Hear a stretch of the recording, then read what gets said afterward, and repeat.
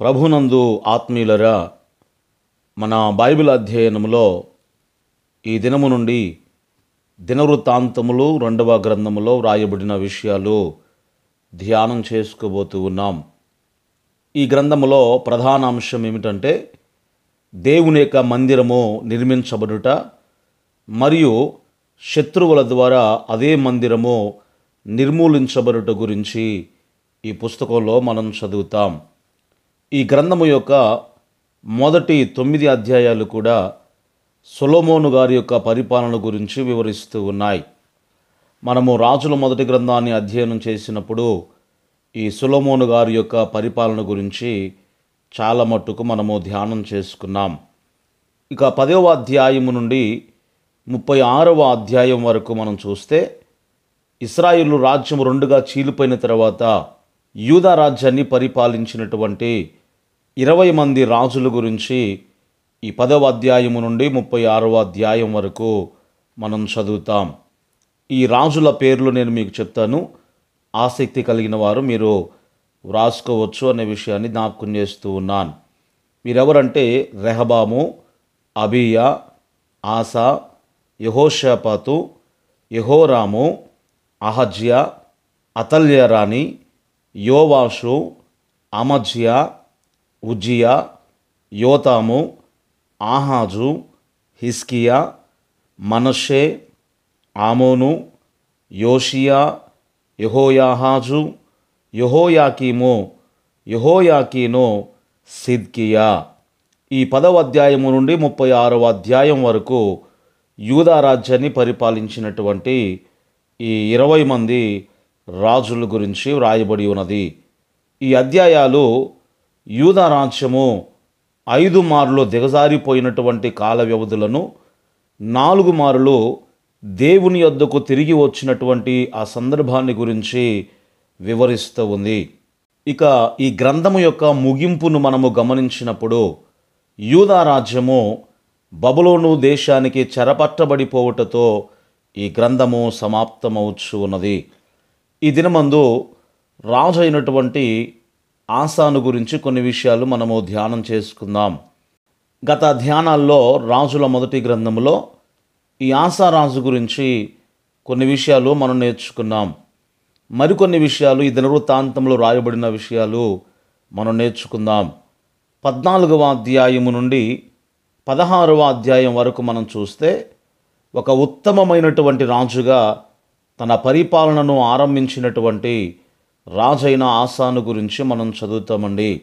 14వ అధ్యాయము 2వ వచనము నుండి 6వ వచనం వరకు మీరు చదువుకుంటే ఆ విషయాలు అక్కడ వ్రాయబడి ఉన్నాయి. అయితే అతనిపై 10 లక్షల మంది సైన్యముతో కూషీయులు దాడి చేసినప్పుడు అతడు పాత నిబంధనలో ఉన్నటువంటి అద్భుతమైనటువంటి ప్రార్థనలో ఒక ప్రార్థన చేశాడండి. అంటే ఆయన చేసినటువంటి ప్రార్థన పాత నిబంధనలో ఒక అద్భుతమైనటువంటి ప్రార్థనగా పిలువబడుతూ ఉంది. యెహోవా, విస్తారమైనటువంటి సైన్యము చేతిలో ఓడిపోకుండా బలము లేని వారికి సహాయము చేయుటకు నీకన్నా ఎవ్వరు కూడా లేరు. మా దేవా యెహోవా, మాకు సహాయము చేయుము. నిన్నే నమ్ముకొని ఉన్నాము. నీ నామమును బట్టియే ఈ సైన్యమును ఎదిరించుటకు బయలుదేరి ఉన్నాము. యెహోవా, నీవే మా దేవుడువు. నరమాతృలను నీ పైని జయము నొందనీయకుము అని ఈ ఆసా రోజు ప్రార్థించినట్లుగా 14వ అధ్యాయము 11వ వచనములో ఆ విషయాలు వ్రాయబడి ఉన్నాయి. శత్రువును విరగొట్టడానికి దేవుని మీద మనము ఈ విధముగా ఆధారపడి మన విశ్వాసాన్ని వ్యక్తపరిస్తే చాలు అనే విషయాన్ని దైవజనుడిగా మీకు తెలియచేయచ్చు ఉన్నాను. ఈ ఆసా చేసినటువంటి ప్రార్థన ఏదైతే ఉందో, మనము నిస్సహాయముగా ఉన్నప్పుడు ప్రభువుపై ఆధారపడేటువంటి ఆ ప్రార్థన మనము శోధనలను ఎదుర్కొన్నప్పుడు చేయడానికి ఒక మంచి ప్రార్థన అని చెప్పవచ్చు అండి. ఇక ఈ ఆసా ఆ జయము పొందినటువంటి తర్వాత ఒక ప్రవక్త వచ్చి ఈ ఆసా రాజును హెచ్చరించినట్లుగా 15వ అధ్యాయము 2వ వచనములో మనం చూస్తాం. మీరు ఆయన యొద్ద విచారణ చేసిన ఎడల ఆయన మీకు ప్రత్యక్షమగును. మీరు ఆయనను విసర్జించిన ఎడల ఆయన మిమ్మును విసర్జించును అని ఆసాతో ఈ ప్రవక్త హెచ్చరిక చేస్తూ ఉన్నాడు. అంటే ఈ ఆశ జయము పొందినటువంటి తర్వాత ఇక దేవుని సహాయము నాకు అక్కర్లేదు అనేటువంటి ఆత్మవిశ్వాసముతో దేవుని మీద ఆధారపడకుండా ఉండేటువంటి ప్రమాదం ఉంది. అందుకొరకే దానిని ఎరిగినటువంటి దేవుడు ఏం చేశాడు అంటే అలా కాకుండా ఉండడానికి ముందుగానే ఒక ప్రవక్తను పంపించినట్లుగా పరిశుద్ధ లేఖన భాగములో మనం చూస్తూ ఉన్నాం. ప్రభునందు ఆత్మీయులరా, మన జీవితాల్లో కూడా మనమందరము ఎదుర్కొనేటువంటి ప్రమాదము కూడా ఇదే అండి. అంటే దేవుని యొద్ద నుండి మేలులు పొందిన తర్వాత లేదా భౌతికంగా కానీ ఆధ్యాత్మికంగా కానీ మనము దీవించబడిన తర్వాత దేవుణ్ణి మర్చిపోయేటువంటి ప్రమాదం ఉంది. ఆ విషయాన్ని మనమందరము కూడా గ్రహించాలి. అయితే అనుకోని విధంగా ఖచ్చితంగా అలాగే జరిగిందండి. 20 సంవత్సరాల వరకు ఆశ బాగానే ఉన్నాడు, కానీ ఆ తరువాత మరో శత్రువైనటువంటి ఇశ్రాయేలు రాజును అతడు ఎదుర్కోవలసి వచ్చింది. ఈ శత్రువుకు కూషీయుల సైన్య బలగము కంటే తక్కువ బలగం ఉంది. కానీ ఈసారి ఈ ఆశ ప్రభువునకు మొరపెట్టడానికి బదులుగా అతడు ఒక అన్యుడైనటువంటి రాజు యొద్ద నుండి సహాయము అడగడానికి నిశ్చయించుకున్నట్లుగా 16వ అధ్యాయము మొదటి 6 వచనాల్లో ఆ విషయాలు వ్రాయబడి ఉన్నాయి. అయితే అతని యొక్క సమస్య తక్షణంగా పరిష్కరించబడింది, కానీ దాని ఫలితంగా అతడు ఆత్మీయతను కోల్పోయాడు అనే విషయాన్ని మనమందరము కూడా గ్రహించాలి. ఈ విషయాన్ని తెలియచేయడానికి ప్రభు ఏం చేశారు అంటే ఈ ఆశా రాజునద్దకు ప్రవక్త అయినటువంటి హనానీని పంపించాడండి. అయితే ఈ హనానీ ప్రవక్త ఆసాకు రాజు యొద్దకు వచ్చి అతడు చెప్పినటువంటి మాట, తన ఎడల యథార్థ హృదయము గల వారిని బలపరచడానికి యెహోవా కనుదృష్టి లోకమందంతటా సంచారము చేయుచు ఉన్నది అని ఈ హనానీ ప్రవక్త ఆసారాజుతో మాట్లాడుతూ ఉన్నాడు. ఈ విషయాలు 16వ అధ్యాయము 9వ వచనములో వ్రాయబడి ఉన్నాయి. పాత నిబంధనలో ఒక అద్భుతమైనటువంటి మనందరికీ బాగా గుర్తుండిపోయేటువంటి ఆ వాగ్దానాన్ని ఈ భాగంలో హనానీ పలకడాన్ని మనం చూస్తామండి. మనమందరం కూడా గమనించాల్సింది ఏమిటంటే యెహోవా కనుదృష్టి యథార్థ హృదయాల కొరకు వెదుగుచూ ఉన్నదని ఇక్కడ వ్రాయబడలేదు.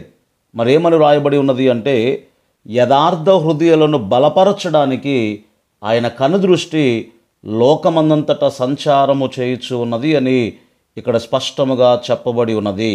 అంటే దానికి దీనికి వ్యత్యాసం ఏమిటంటే యథార్థ హృదయాల కొరకు దేవుడు వెతుకుచున్నాడు అంటే వారెవరో ఆయనకు తెలియదు కాబట్టి వారి కోసం వెతుకుచున్నాడు అన్నట్లుగా వస్తుంది. కానీ అలా కాదు, యథార్థ హృదయాలుగా ఎవరైతే ఉన్నారో వారిని బలపరచాలి అని దేవుడు చూస్తున్నాడు. ఆ విషయాన్ని మనమందరము కూడా గ్రహించాలి. ఇది ఒక అద్భుతమైనటువంటి వాగ్దానం అండి. మన జీవితాల్లో కూడా అన్ని విషయాల్లో కూడా యథార్థమైనటువంటి ప్రవర్తన కలిగి మనము నడుచుకుంటూ ఉన్నప్పుడు మనలను బలపరచడానికి ప్రభు మన పక్షముగా ఉంటాడు అని దైవజనుడిగా మీకు తెలియచేయచ్చు ఉన్నాను. ఈ దినాల్లో అనేక మంది క్రైస్తవులు సరైనటువంటి బైబిల్ సిద్ధాంతాలను కలిగి ఉంటారు, కానీ వారి హృదయాలు పూర్తిగా ప్రభువుకు చెంది ఉండవు. వారికి ఇతర ఆశయాలు కూడా ఉంటాయండి. అంటే లోక సంబంధమైనటువంటి ఘనత కొరకు, అధికారాల కొరకు, సుఖ సౌఖ్యాల కొరకు వారు ఎదురు చూస్తూ ఉంటారు. కాబట్టి ఈ వాగ్దానం అనేది వారి జీవితంలో ఎప్పుడు కూడా నెరవేరదు అనే విషయాన్ని మనమందరము కూడా గ్రహించబద్దులమై ఉన్నాం. నీకున్నటువంటి శరీరానుసారమైన ఆశయాలను విడిచిపెట్టి దేవుని యొక్క ఉద్దేశాన్ని మాత్రమే నెరవేర్చడానికి నీ హృదయం అంతటిని కూడా నీవు ప్రభువునకు ఇవ్వాలి. అప్పుడు ఆయన ఏం చేస్తాడు అంటే నీ పక్షమున అద్భుత రీతిగా దేవుడు పనిచేస్తాడు. అది వివాహ విషయమైనా ఉద్యోగ విషయమైనా సరే, దేవుని మీద మనము ఆధారపడినప్పుడు దేవుడు తప్పకుండా మన జీవితంలో అద్భుతం చేస్తాడు అనే విషయాన్ని దైవచనుడిగా మీకు తెలియచేయచ్చు ఉన్నాను. కానీ రాజు అయినటువంటి ఆశ ఏం చేశాడు అంటే హనానీ అనబడిన ఈ ప్రవక్త ఇచ్చినటువంటి సందేశాన్ని విని మారు మనసు పొందలేదండి. దానికి బదులుగా ఏం చేశాడు అంటే అతడు ఎంతో కోపపడి ఆ చెప్పినటువంటి ఆ ప్రవక్తను చెరసాల్లో వేశాడండి. అప్పుడు పరిస్థితులన్నీ కూడా విషమించిపోయాయి.